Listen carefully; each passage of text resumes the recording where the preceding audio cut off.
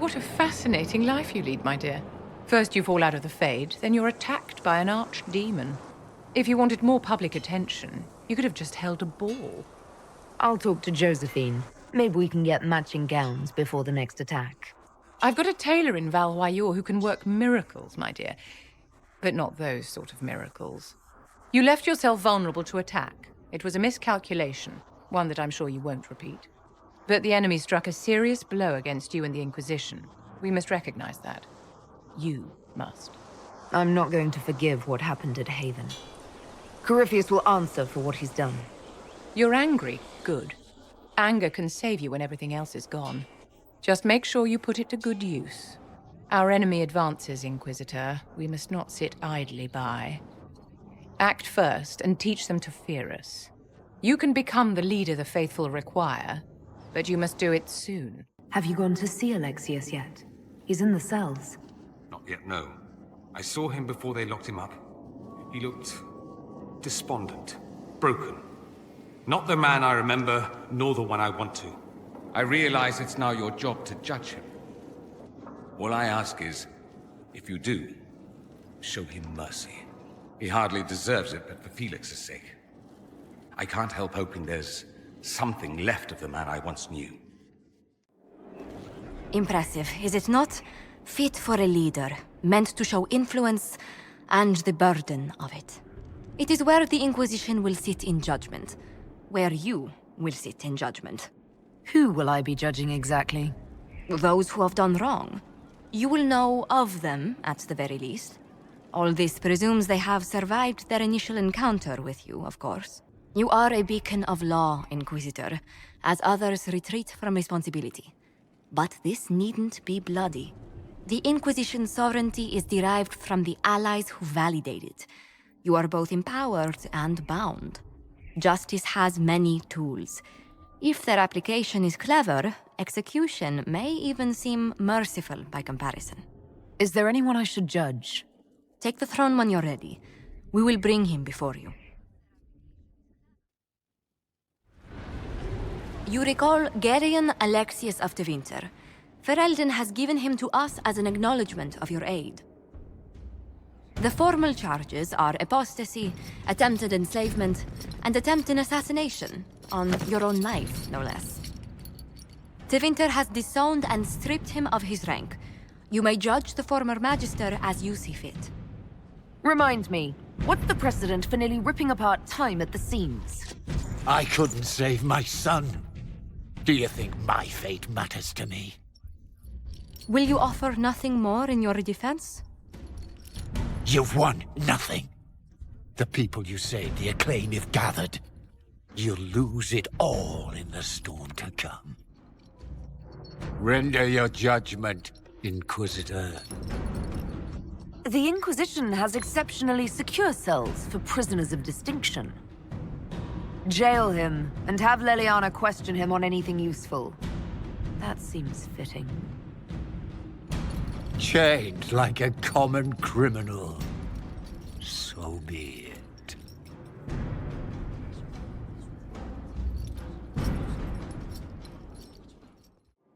They tell me you sent Alexius back into the prisons. Seems a waste to rot away in a cell like that. He was a good man once. Maybe it will give him time to think. But with Felix gone, I doubt it. It occurs to me that I barely know anything about you. Beyond my being a mage from Tevinter, you mean? Beyond that, yes. And beyond my being so charming and well-dressed, which is obvious to anyone. You certainly think highly of yourself. It's true. I could be more modest, but I'd be lying. Now, what was I talking about? Ah, yes, me. I am the scion of House Parvis, a product of generations of careful breeding and the repository of its hopes and dreams. Naturally, I despised it all. The lies, the scheming, the illusions of supremacy. That's Tevinter in a nutshell, isn't it? Needless to say, my family was not happy with my choices. Why would your family be upset with your choices? Because I rejected their idyllic plan. If they had their way, by now I'd be married to some unlucky girl from a powerful family. we'd live in luxurious despair, despising each other as I waited to take my father's place in the magisterium. I declined the honor, and thus it's best I'm far from home. Less of an embarrassment that way, you see? What did you mean by generations of careful breeding? The great families of Tevinter don't have children. They refine traits, weed out the undesirable, and promote the rest. My mother was chosen for my father because magic runs strongly in her blood. Never mind that they loathed each other. They wanted a son who could become Archon to make House Parvis the envy of the Imperium. They got me. A cautionary tale that you should be careful what you wish for. I think I've heard enough. That's too bad. I never tire of talking about myself. I should go. Try not to kill anyone without me. I heard of your verdict on Alexxius, Inquisitor. After what he did, I would have seen the man hanged. Rotting in a dungeon will have to do. I trust everything is well with the mages. We're mostly relieved. An alliance with the Inquisition offers security. Although, who knows for how long? You're not still the Grand Enchanter then? Any claim I had to the title ended along with the Circles of Magi, although some still call me by it. Perhaps the Circles will one day be resurrected. If so, another will take the position. Until that time, I lead my fellow mages by default. I will do what I can for them. You believe they'll recreate the Circle of Magi after all this? It depends on who the next divine is, and what she offers. We can't go back to the way things were. But endless warfare benefits no one. That is why I agreed to Justinia's conclave. There must be another solution. You were once a Grey Warden. Mine is an unusual circumstance, Inquisitor. Normally one is part of the Order until death. But long ago I found myself stripped of what made me a Warden. They tried to reinitiate me, but nothing worked. Nor could they figure out how it happened. So I was sent to the Circle of Magi, the first Warden ever to be kicked out. Quite the achievement. You sound happy about it. Becoming a Warden seemed like a dream when I was first conscripted. Towards the end, however, my brothers and sisters, they felt I had somehow cheated death. I was glad to leave. It also made me unique in the Circle. I had an opportunity to do more than I ever could as a Warden. You mean you began the Mage Rebellion? I pushed for our vote to free the Circles of Magi. But I cannot claim sole responsibility for what followed. Still, despite all the chaos, I would do it again. What happened had to happen. I'll leave you to it. And what else did Lady Forsythia say? That she'd rather drown herself than help the Inquisition. Anything else?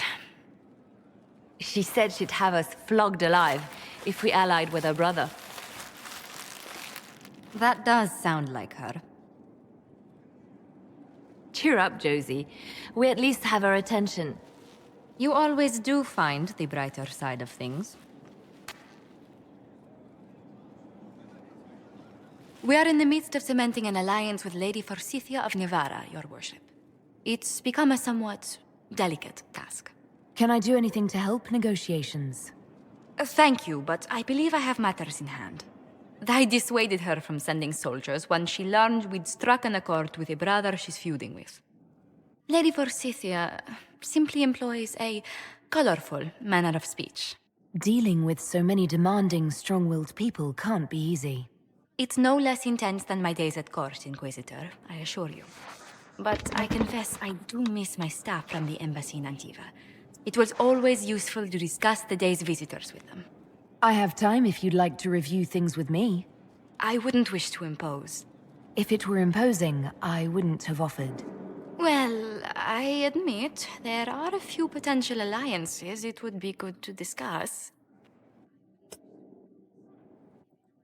Right on the parlor floor, in front of everyone at the soiree. Who does such a thing in front of their guests? The Duke of Kellington, apparently. And then there's Cole's lurking. It frightens our guests half to death. Lord Gennard still won't respond to our letters. And Sarah, can she not find a single overshirt without mustard stains on it? Then there's Dorian. The man refuses to take anything seriously unless it suits its whim. Not to mention... Oh goodness. Have we been here an hour already? It went by so quickly, I didn't even notice. You're far too polite. I didn't intend to go on for so long. You must think me quite the gossip.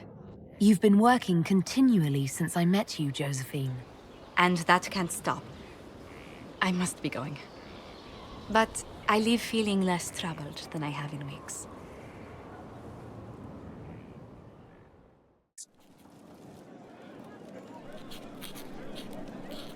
Is this a bad time? I can come back. No, it's all right. Bills are really not that engrossing. I've been meaning to come talk to you anyhow. I never officially joined the Inquisition. I don't know how to do this, disciplehood thing. I'm a businessman. Never really followed a chosen one before. I don't need a disciple. I need a friend. If you knew how intimidating you are, you wouldn't make it sound so simple. You just don't know what you are to the people out there. The Herald of Andraste is a symbol bigger than any of us. There's no way I can be bigger than myself, Varric. Sure you can. You don't see yourself like they do. The sky tears open, demons everywhere. To ordinary folks, these are the end times. The only hope they have is you. You're the sign that somebody might hear their prayers. That maybe they're not abandoned after all. You heard the crowd singing after Haven was attacked? I should probably get back to work.